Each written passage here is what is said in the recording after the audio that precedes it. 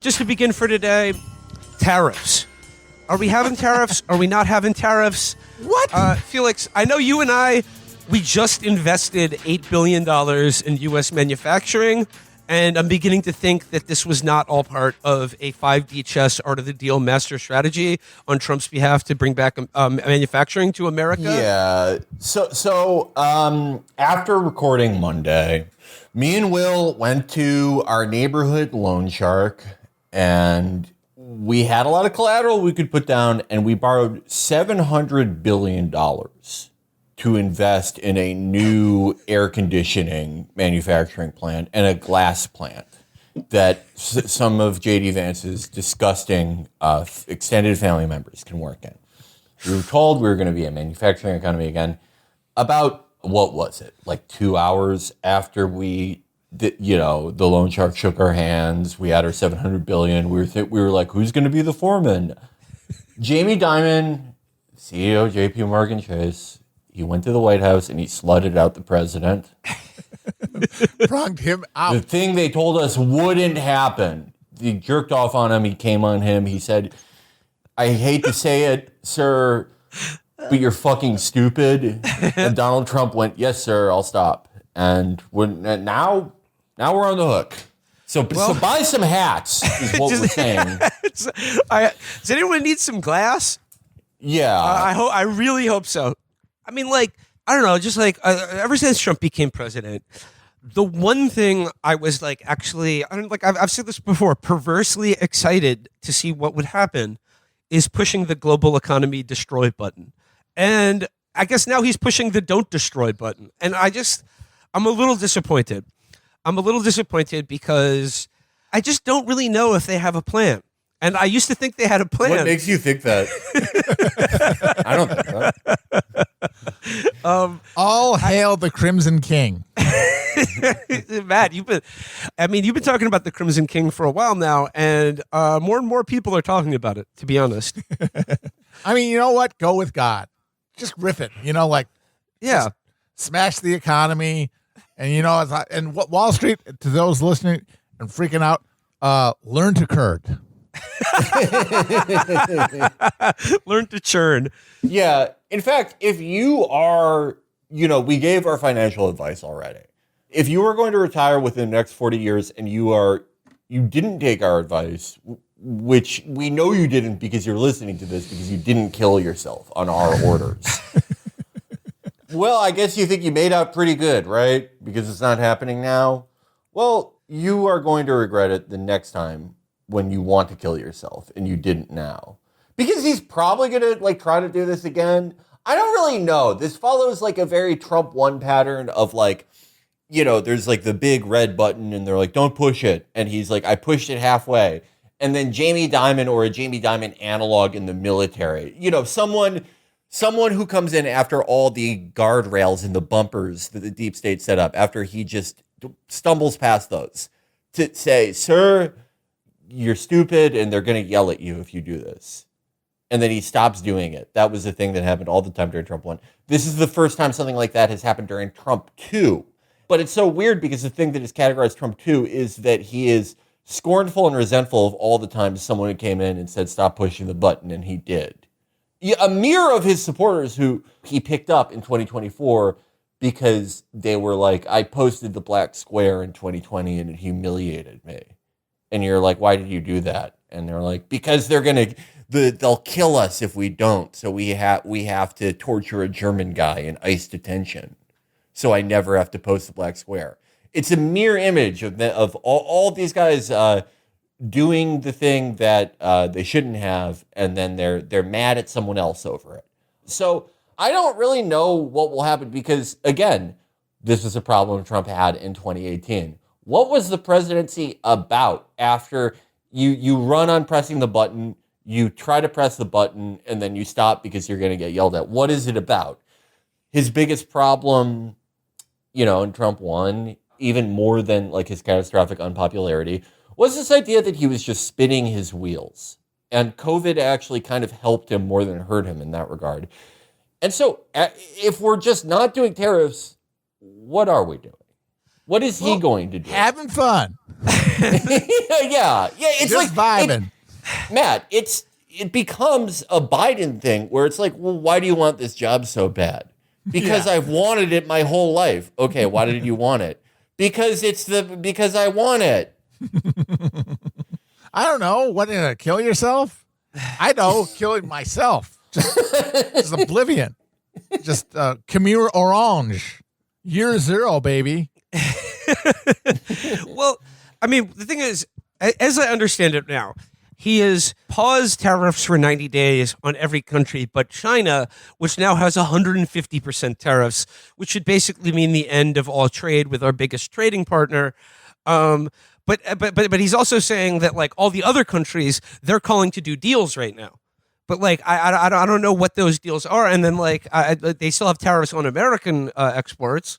I don't know. I'm just sick of hearing about tariffs. But like I said, I'm interested in this because Felix, as you and I discussed, you said this the other day, and I think this is an interesting test case because like theoretically, a good president would have to institute policies that would at some point cause the stock market to crash.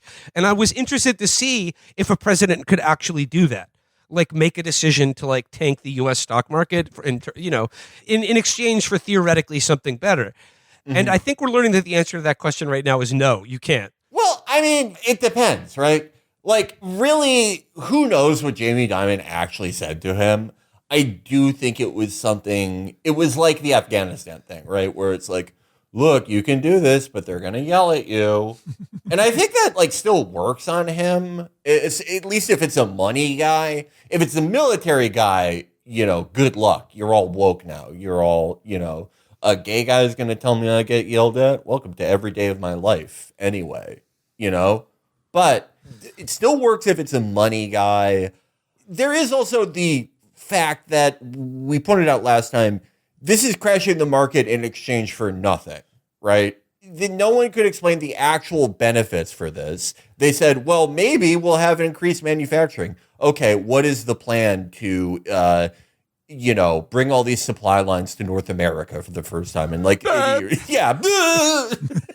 But, I mean, as a test case, he did retain a bunch of supporters who were like, what he's doing is awesome. I don't know. Like, if Bernie, like, say theoretically Bernie did something that resulted in the S&P 500 losing 15% over 3 days, right? I don't think they would be as gentle with him. Certainly not.